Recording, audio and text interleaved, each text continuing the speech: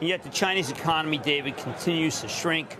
And people are talking about that re-election of Xi being a super spreader event. The zero COVID policy, which has China basically in a world all of its own, as opposed to the rest of the planet, has significantly dampened the economy in that country. I hear it continually. I hear it from CEOs who have business there or do business there. And it is interesting that you have one man who has made a decision and feels as though his credibility is on the line such that they will maintain that policy regardless of how boneheaded it seems to be in terms of the damage that it's doing to the economy and to people's lives in China. You know Larry Brilliant? Yeah.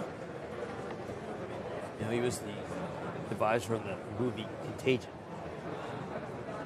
He's brilliant.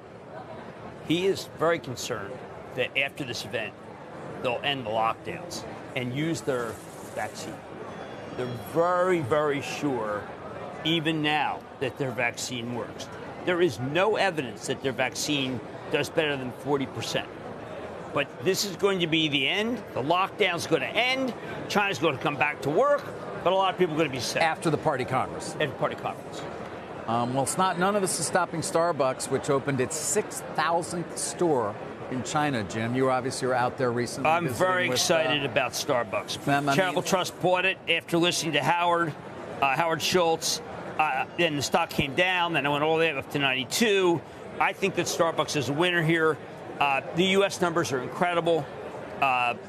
Luxman's terrific. Luxman Narasimhan. But I saw machines. Carl, I saw machines. Right? They were making cold brew the way like I make cold brew. It's like, hey, let's throw some ice cubes in there.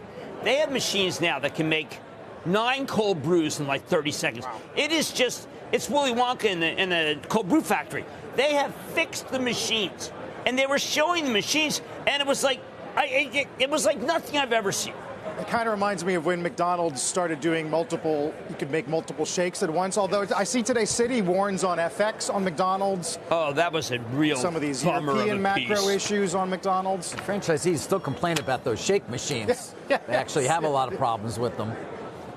I used to love a good McDonald's shake. Not as good as a Shake Shack shake. Like those the Shamrock shakes? I like any milkshake. Who doesn't? Really? You know, Who doesn't like a milkshake? Because they're kind of fattening. Yes, they are. They're more fattening than the Baconator. They may be more fattening than the Baconator. All right, can I just go over again the Starbucks? By the way, those Starbucks drinks also are kind of fattening. Well, you have to be careful. Frappuccino, whatever they got in there. You have to get the skin.